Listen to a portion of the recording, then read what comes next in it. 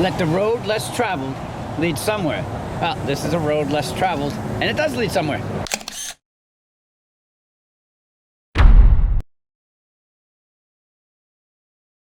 Today's adventure brings us to the east coast of Massachusetts. And when I say east coast, you can't go much further. It's almost the Atlantic Ocean. Today we're going to show you what happens when love turns to spite, when good fights evil, in an abandoned overpass. Let's go check it out. Now our first stop today brings us to Newbury, Mass. Out here to the salt marshes. Pretty cool, huh? Yeah, there's nothing here. No, nothing here. Would you ever build a house out here? I don't think so. Well, back in the 1920s, somebody did. Let's go down and check it out. Welcome to the iconic Pink House, aka the Spite House. Now this is a landmark for anyone who is heading to Plum Island. You gotta drive right by here. It's cool. Now the local folklore on this place says that it was built back in the early 1920s when a man asked his wife for a divorce, and she agreed, but she said, I want you to build me the exact same house that we're living in right now. The only problem with that was she didn't specify where. So he built her house right out here on the salt marshes. And it did have running water too. Of course, it was salt water. Ew. Now, of course, being built on a salt marsh, it means that you occasionally have oceanfront property on.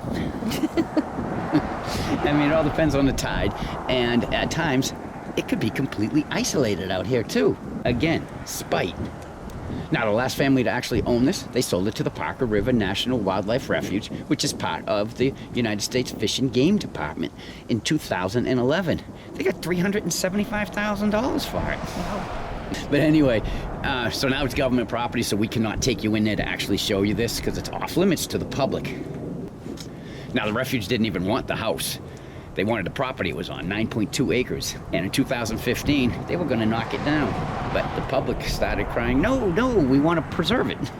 Now, the two are in talks about a possible land swap. And if this happens, there will be stipulation in there stating that if the property is ever sold to a private buyer, the roof line must remain the same. And the color, of course, must always be pink. So that's pretty cool. All right, we're going to leave here now, and we're going to head to Ipswich for the next thing we're going to bring you, when good fought evil. We are here at the History of Ipswich, the murals anyway, going down.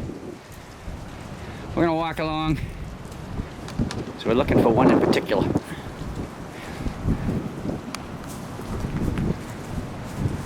Now, the particular mural that we're looking for has to do with another folk legend that happened on September 30th, all the way back in 1740.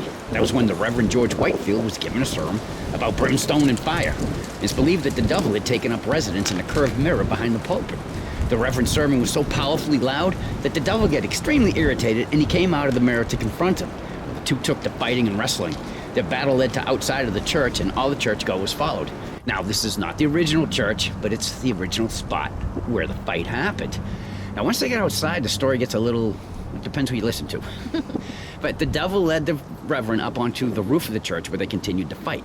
And then he led him up to the very tip of the steeple, where the Reverend then grabbed hold of the devil and threw him to the ground.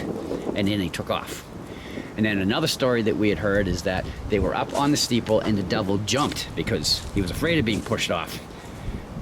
In both situations, this is the area where he landed. And when he landed upright on one foot. And that foot imprinted itself into these rocks right here. And apparently, he's a size 7. Now, they say that, he ran away after that, never came back, and I'm figuring, he went down to Georgia, huh? I know that song. Yeah, devil went down to Georgia. All right, this is the last place that we're taking you today. The overpass that goes nowhere. We're gonna get off at the next exit and try to see if we can't find out how to even get to it. Hey, hun. Yes. Speed limit is 6. Do you think that goes back to the day when people walked this? All right, so we are on Pingree Farm Road. Hey, hun, do you think the reason that the overpass is abandoned is they put the gate up and they never opened it? I don't think so. Welcome to Pingree Farm Road, here in Rowley, Massachusetts. Pingree Farm Road was the original byway for the public to go between Rowley and Georgetown. And do you think that abandoned overpass was built way back then? I don't think so. I mean, it was established in 1639. That'd be quite a feat. And in case you're wondering, yes, Christmas is celebrated out here on Pingree Farm Road. How cool is that, huh? It's a Christmas tree. It's all decorated. Hey, Santa's right up there, too. Hey, Santa. Oh, and Santa's also on the top. Oh, he's all over the tree, actually. Well, it is his season.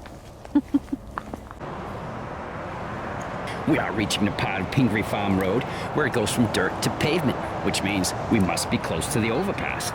As we come up to this bridge, it is a single-layer concrete deck that is 9 inches thick, and it spans about 240 feet over Interstate 95. All right, and there is the overpass. Now, when we heard this was abandoned, it immediately went on our to-do list. And the time came to have us come out and check it out. So we started doing our research to see why would they spend all this money to build this and then just abandon it. I mean, it's paved. There's drainage. Look at over here on storage. There's curbs, there's guardrails. I mean, it's a full-fledged overpass that I'm sure was not cheap money to put up. So we started doing our research, and one of the rumors stated that they were going to build a community up here, all homes and stuff like that, for the workers down in Boston so that they could come live in the suburbs and have an easy commute to Boston. I don't care what they say. There's no easy commute to Boston. But anyway, I mean, look at the overpass. Could you imagine 2 cars trying to pass here without rubbing paint? Nah, it's a little narrow.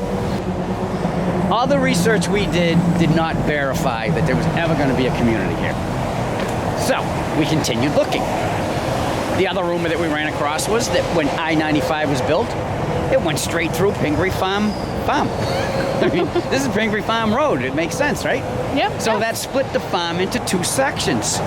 So what the state of Massachusetts did was they built this overpass so that the farmer could get his cattle back and forth between sections. Because let's face it, trying to get your cattle across I-95, it's just not going to happen easily. That'd be hard. Yeah.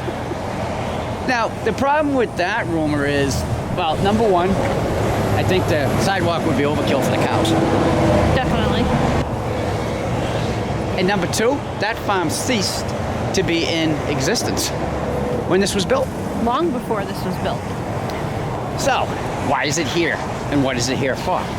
We need to pop back in time to August 1971. There was an article written in the Georgetown Weekly that said this was going to be an underpass. It wasn't even supposed to be an overpass. The original idea was it was going to be an underpass. I-95 was going to go over it. That would have been cool. That would have taken care of the farmer if they were still in business, too.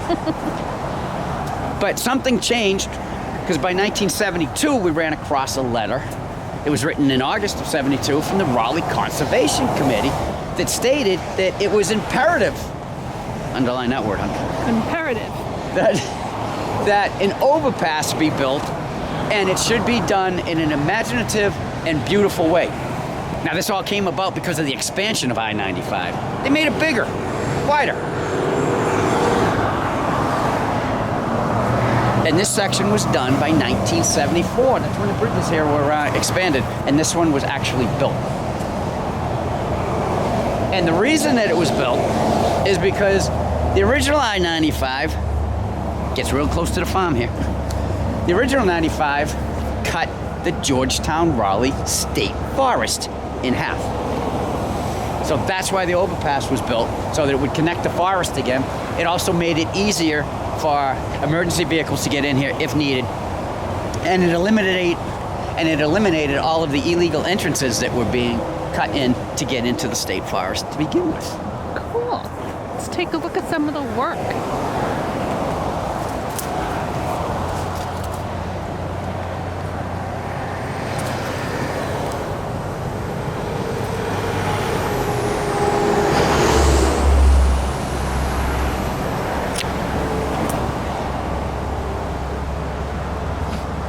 And as you can see over here, 1974. Of course, the medallion from Massachusetts has been removed. Probably somebody's drawer someplace at home. Hi, Bob. Hey, Bob. But this is it. The mystery is solved. It is here. It is part of the state forest. Hi. All right, everyone. We hope you enjoyed the places that we took you today here in Massachusetts. We had a good time. Yes. And we are here standing on the abandoned overpass. Oh, wait a minute. It's not abandoned. It's not abandoned. We're standing here on the Georgetown Rowley State Forest Overpass. And until our next adventure,